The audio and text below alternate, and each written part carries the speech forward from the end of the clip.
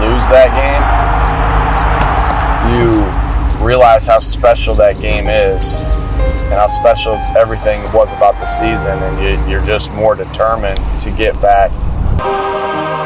We're going to the bowl! It is my honor to present the George Halas Trophy, our Philadelphia Eagles. Air traffic control. This flock of eagles is heading to New Orleans. We got one more. Everything this group has gone through. We'll take a team, and we all understand what the mission is. Let's go finish this. Numero, you and know, me and Drizzy, this shit like the Super Bowl, man. This shit in the biggest.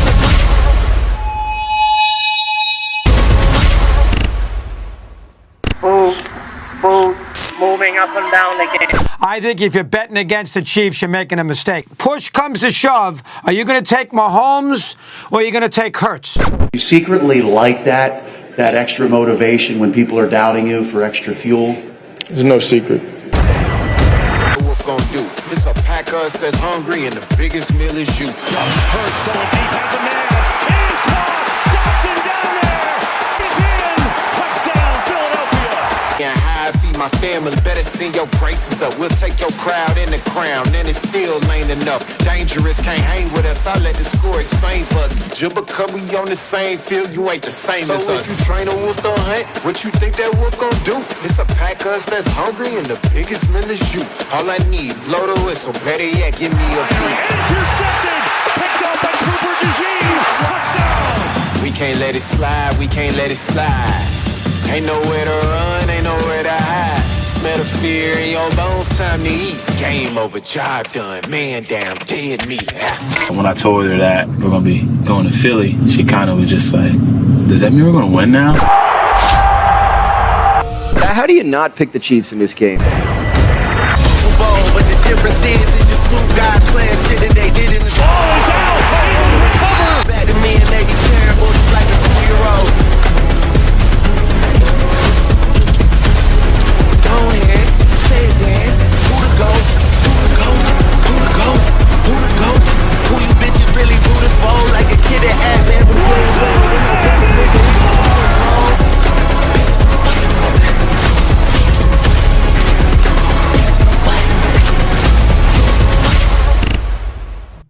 What's up, What's going on, y'all? Y'all heard what I said. Sports Entertainment Podcast. Here with you guys, Tell. Yes, sir. You got Darren, AKA 919. These are deep, dude. We here to talk about the Super Bowl that just passed. You had the Philadelphia Eagles stopping the three-peat and defeating the Kansas City Chiefs in Super Bowl 59. So I'm going to get straight to it. How impressive was the Eagles winning the Super Bowl versus the Chiefs? Very impressive. They dominated that thing. In the rematch. It wasn't just impressive, it was shocking. It was shocking because of the narrative that was sold. It was shocking because it was clearly lots of what do I want to say? I don't want to say that there was a lot of impartialness by the refs all season in favor of the Chiefs. So it was shocking to see the refs be on the opposite end against the Chiefs. It was clear. Like, we was like, damn. I wouldn't bet against the Chiefs. Like I said, and with the refs. I just, honestly, with all the calls. Say the refs. I've been talking about the refs too. They niggas acting like they can't hear. Bro, it's crazy because I played the game and I'm watching the game and I'm looking at all these calls that that's benefiting the Kansas City Chiefs. Look at the game before against the Texans. Bro, Mahomes is smart. He dinking around. He causing the flag. You know what I mean? He's getting the benefit of it. He didn't even get hit. 15-yard flag. The guy, Will Anderson, barely hit him. That can stop the momentum of the game. Yeah. At that point in time, the Houston Texans were in the game. Those calls right there advances them, give them extra downs.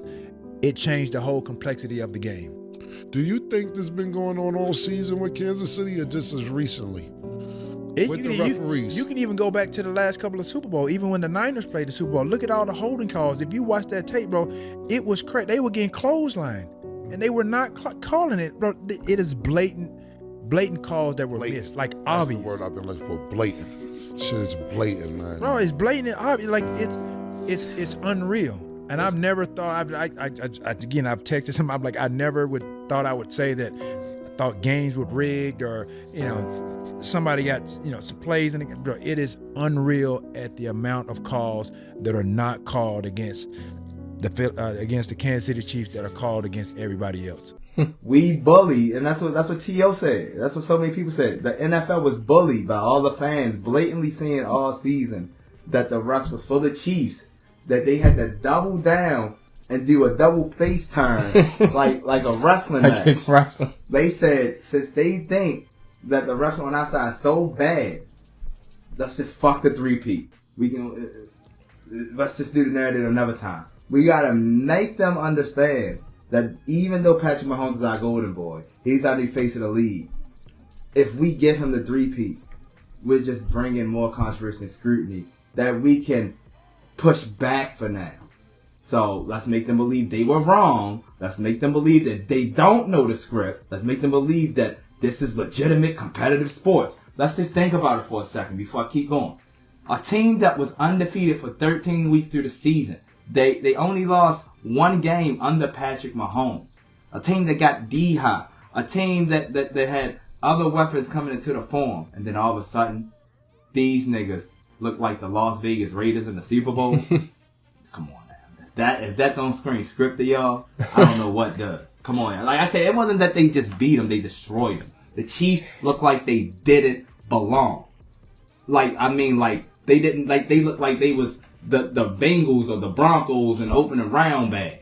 And that's script worthy, bro. It should have been more competitive for a Super Bowl, and I feel like they stole people money. All right, I got some ways for me to look at this. It was very impressive considering how dominant their defense was. Like you said, it was shocking too, because I didn't expect that. And remember, I told y'all the X factor was Jalen Hurts, and he actually played well. Yeah. And my thing, just like Diesel saying, I know the Eagles were a really good team, but there's no way you telling me that the Chiefs is actually like they don't know what they're doing all of a sudden. It's everything you said. It was impressive because we all knew, and probably he was the most one that knew the Eagles could win. It wasn't that the Eagles were so good. It was why was the Chiefs so bad in that game? That's really what I was from a team that's going on a three-peat to be the first team to actually make it to the Super Bowl to attempt a three-peat, and you were actually 15-2, or what was it? One. I mean, because they lost the last game with Wentz, right? Oh yeah, you're right. They lost. So you didn't have everything in your odds to come out and lose. What was it, like 20-46, 22-40, something like that? And they had to come back. 34-0. Yeah, 34. Like, come on, that was one of the most lopsided Super Bowls ever for a team that made it farther in history than any other team to three-peat. Like, it was the exact opposite. And every darn, they don't want none of these. Always know what I say. I always be saying a bunch of Super Bowls be rigged. Every time I look at it, I say Super Bowl is rigged. The Seahawks against the Broncos is rigged. You telling me that they gonna throw the ball over the center, gonna throw the ball with Peyton head on the very first play of the game? He was up 34 in that game. I don't care what y'all say. This is Tom Brady's biggest fan. Super Bowl 51 between the Falcons and Patriots was most the big stuff of all time. When I tell you, niggas came to me, I'm cooking honey old bay wings in the kitchen. I don't care what nobody say. I'm a Falcons fan. That's the most rigged of all time watching that game. I'm a Patriots fan and it was rigged.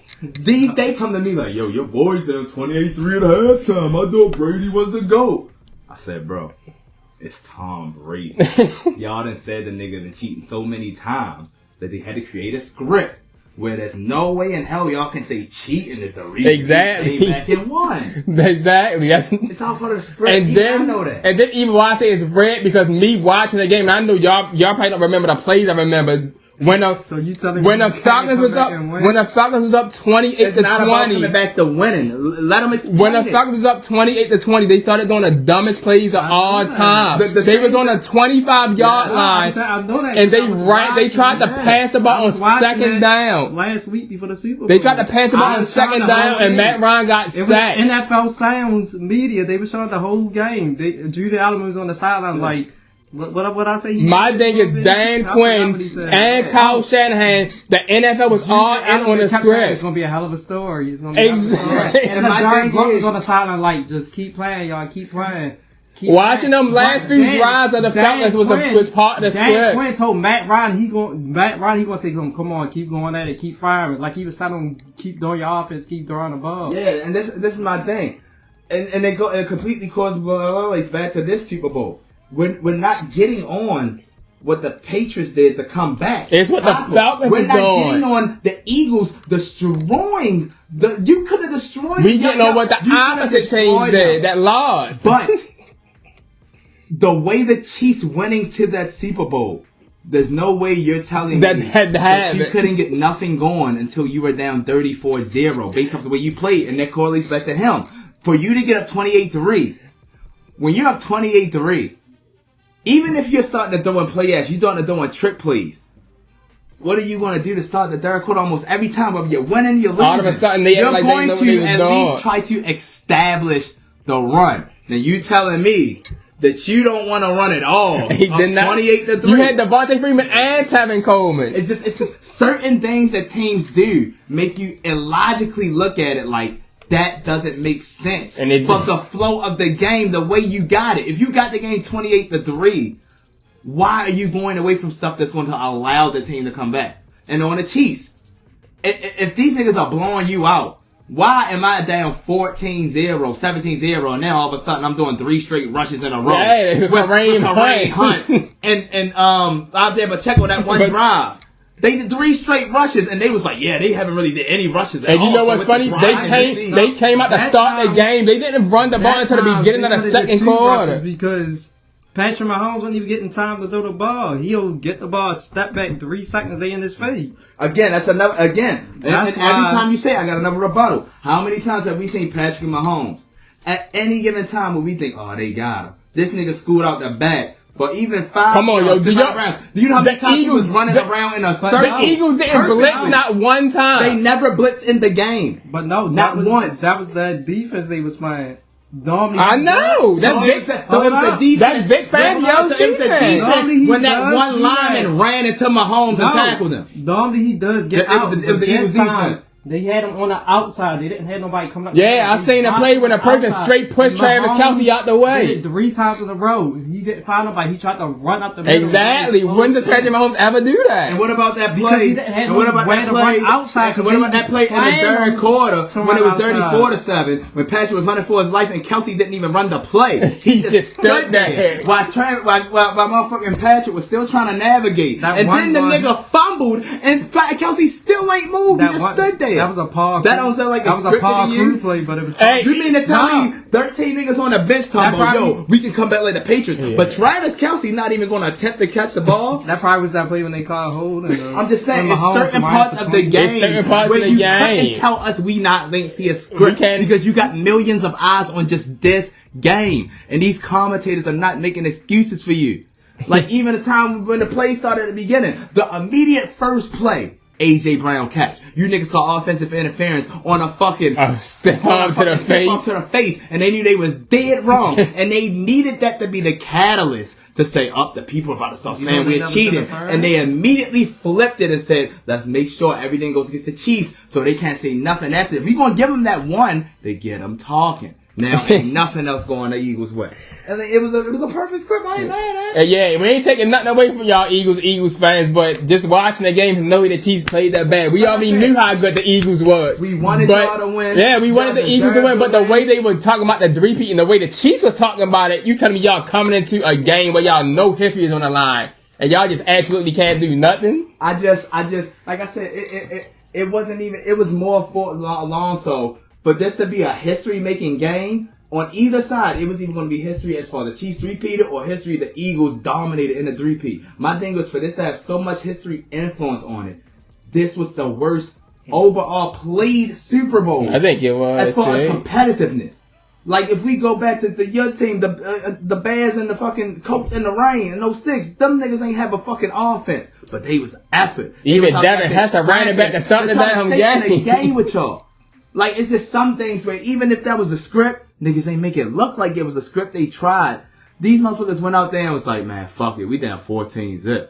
Like, how many times have you seen the Chiefs down 14-0, 17-0, and like that they come back? These niggas said we ain't even gonna try to come back. You know why I be saying it's red too? Everything makes sense. People think people don't notice this stuff.